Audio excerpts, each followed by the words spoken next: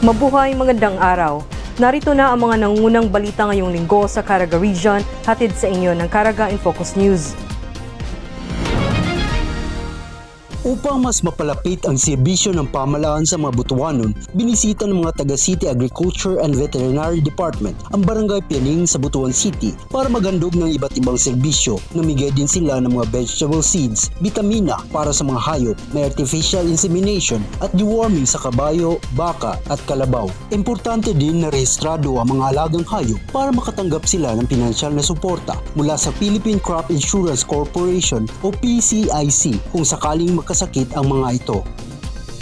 Sa pagsisikap ng National Irrigation Authority na mapabuti ang infrastruktura sa irigasyon upang mas lalong makatulong sa produksyon ng mga magsasaka, isa na namang proyekto ang naipagkaloob sa Matalas Irrigators Association sa Poblasyon 2, Santiago, Agusan del Norte. Ang proyekto ay pinunduhan ng 40 milyong piso para sa pagsasaayos ng Communal Irrigation System o CIS at nakatakdang pakinabangan ng 50 mga magsasaka sa pamamagitan ng pagbibigay ng maasahang irigasyon sa 50 hektaryang lupang sakahan.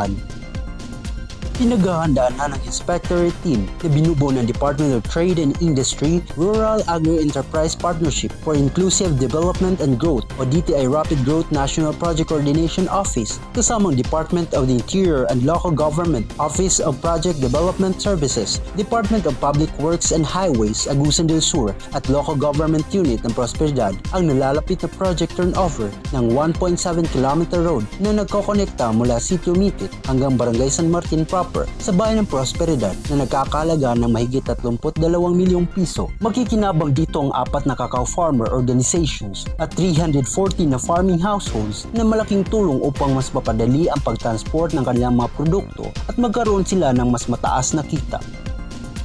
Ang ikatlong Command Conference ng Provincial Joint Security Control Center ay matagumpay na ginanap na pinangunahan ni COMELEC Surigao del Norte Provincial Election Supervisor Alvin Prandi Canta kasama si Assistant Regional Election Director Geraldine Samson ng COMELEC Caraga na ginanap sa bayan ng Clavel. Sa nasabing conference ay nagbigay ng update ang mga miyembro ng PGSCC ukol sa kanilang paghahanda para sa nalalapit na national at local na eleksyon ngayong Mayo nitong taon. Sinasabing ang bayan ng Surigao del Norte ay isa sa mga tinututukan ng COMELEC sa rehiyon Caraga dahil sa mainit na labanan sa politika.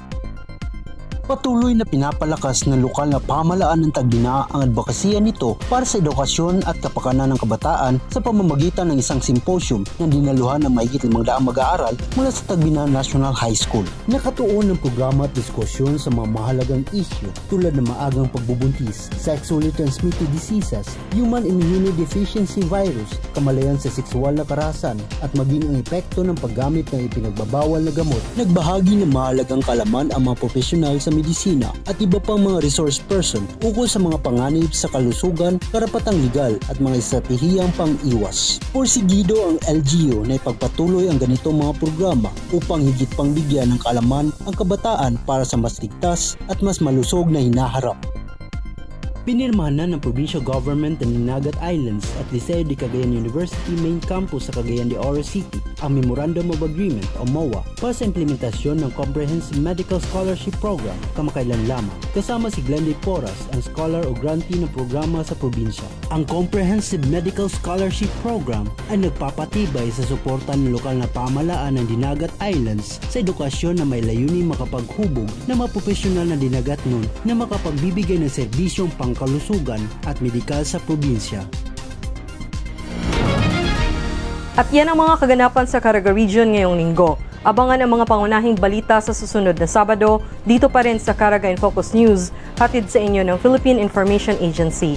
Ito si Jennifer Peña Gaetano. At para sa iba pang mga balita, huwag kalimutang i-like at follow ang aming Facebook, X, TikTok at YouTube.